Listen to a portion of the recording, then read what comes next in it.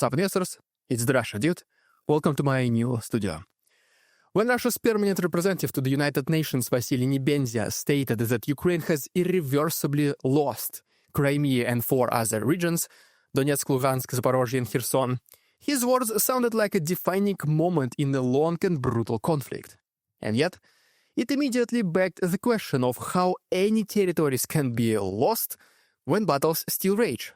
Towns remain under Kyiv's control, and no side is even close to accepting a negotiated deal. So obviously, it outraged a lot of people, not just Ukrainians, but Russians as well.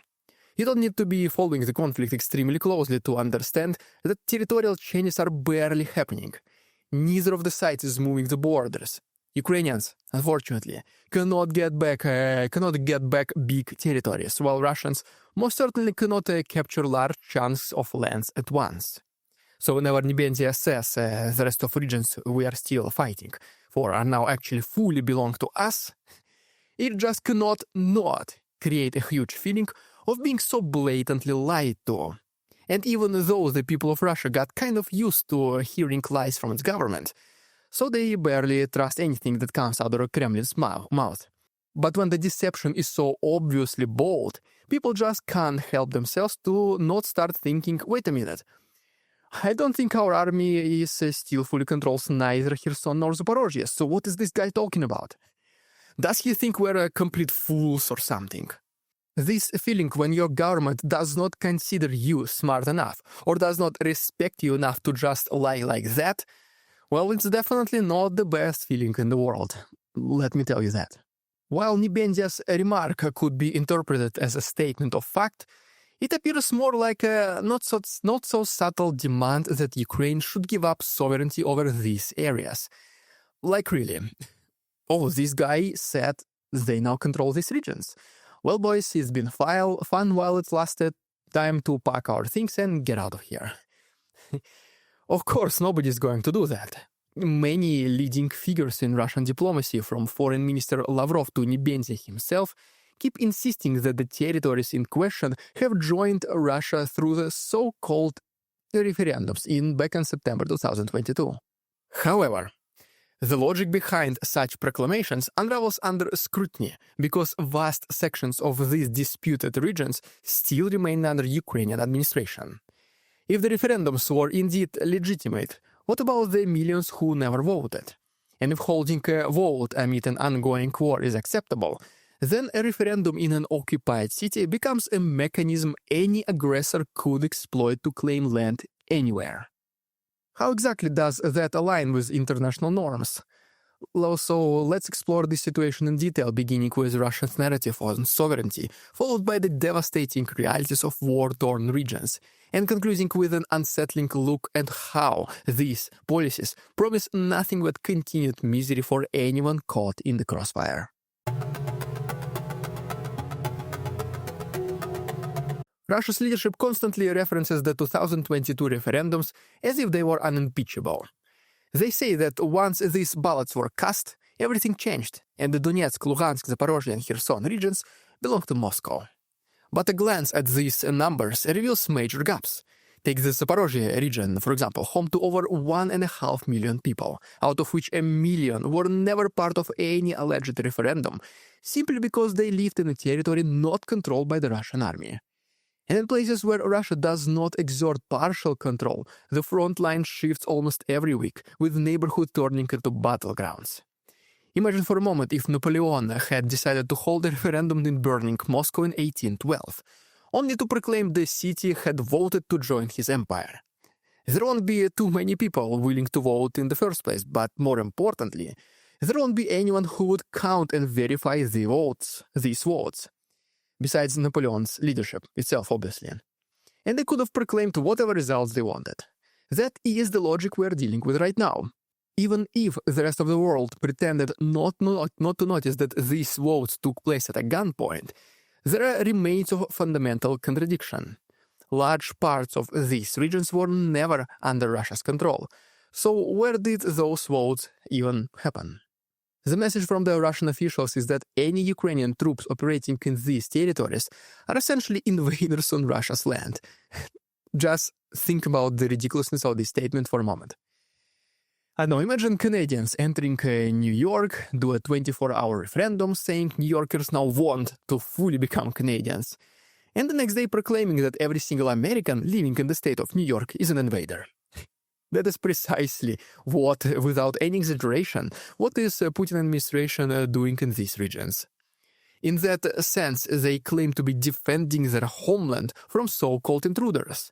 But ironically, as soon as you question the fairness of referendums conducted amid artillery duels, you become an enemy of the official narrative. In reality, not a single step of that ridiculous process fits the accepted model of free elections. You cannot guarantee voters' independence if the entire region is full of shifting battle lines.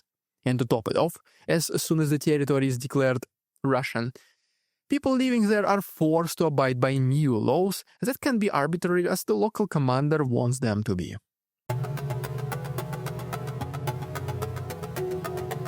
One of the key justifications for merging eastern Ukraine with Russia has always been the promise of better economic conditions. Going back to 2014, many of the warlords talking about the Russian Spring insisted that by joining a wealthier country, these regions could improve their living standards. Like literally overnight. Why live with poor Ukraine when you can join Russia and get rich overnight was the simplified slogan. The argument hinged on the idea that if you are already dissatisfied with Kiev, why not join Russia? A state overflowing with oil revenue and more robust social programs.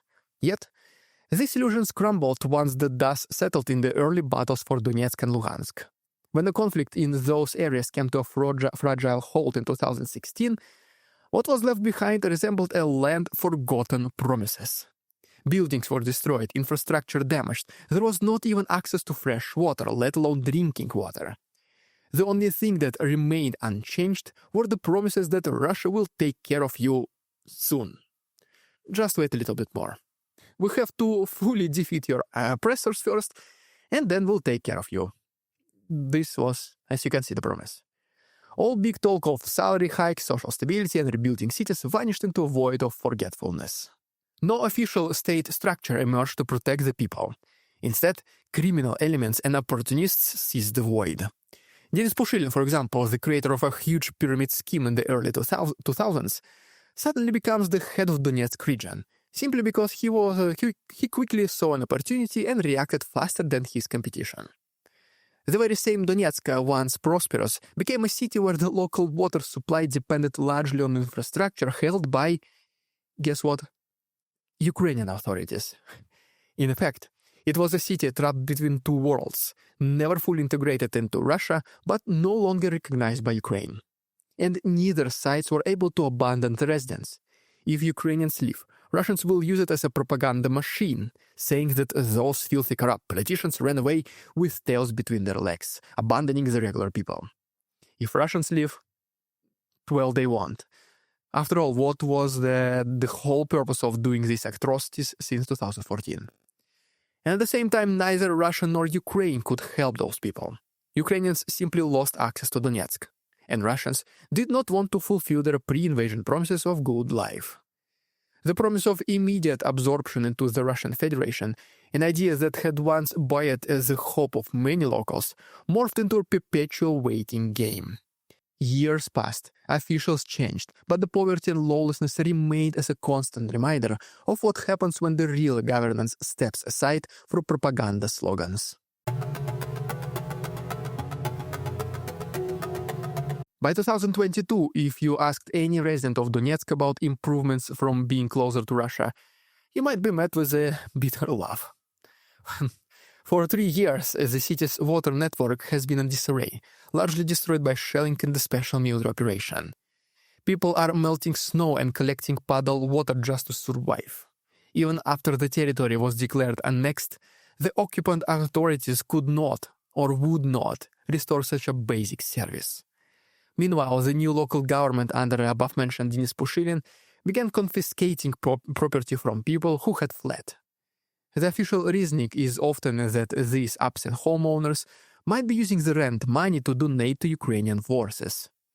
And so, once you are branded as an enemy, you lose your rights, your home, and in some cases, your chance of even returning. And you heard right. They found a way to blame people and take away their belongings, not because they did something, but because they might do something. So, for this reason, let's just take everything away from you before something happens. This feudal approach extends beyond Donetsk to Zaporozhye, where authorities go as far as publicly expelling people from their houses, filming the humiliating processes, and justifying it with extrajudicial laws that do not exist even in Russia's own criminal code. The effect is the same everywhere: lawlessness and a collapse of basic services. Residents are stuck in a place that is officially part of Russia, but in practice is a chaotic frontier. They carry Russian passports, yet face non-existent legal protections. They live in territories that the Kremlin claims is forever Russia, but is simultaneously affected day after day by an unending war. In short, they are in limbo, and their suffering has only deepened. So the question is whether these people, many of whom initially expected an improved quality of life, feel they got what they were promised. The answer seems painfully obvious. Let it be a grim reminder to those people who think that Ukraine must give up even more territories just to achieve long-awaited peace. But at what cost? Behind every kilometer that Russia's army tries to seize in Ukraine lies a graveyard of young conscripts and volunteer fighters who believed in quick victory or were forced into signing dubious contracts.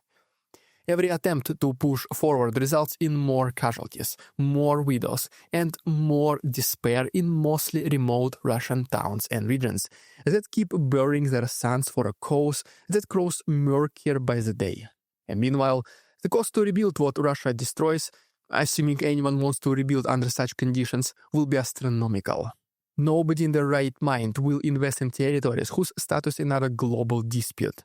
That leaves the Russian government with two options: either foot the bill themselves through massive public expenditures, or leave the cities in rubble, effectively telling the entire world that a large Russian metropolis can survive without water or a functioning legal system. Neither options makes any real sense if Russia aims to integrate these provinces into a normal national fabric. And that leads us back to the fundamental contradiction. If you claim these areas are Russian territory, you have to treat them like your own. You must restore basic services, bring in competent governance, and ensure human rights for the residents. Yet, these fundamental obligations are repeatedly ignored. What we have are the cities with no access to any kind of water, ex-Ponzi scheme leaders as authorities, and property which can be seized at any day because what if you betray us in the future? That is why people see these seized territories not as an expansion of Russia, but as a stage for continuous resource theft and a spread of propagandistic narratives. And the longer the conflict drags on, the more we see a grim pattern. Each small gain on the battlefield costs a staggering number of lives, and the place captured ends up in ruins. Is this really the triumphant future that Putin's administration envisions for its newly claimed lands? That is a very good question. Well, there you have it. If you enjoyed today's episode, please subscribe to my channel for more videos like this. Please let me know down below in the comments what do you think about the new studio, if I should change something. If you wish to support my work, there are links down below. As always, thanks so much for watching. See you tomorrow.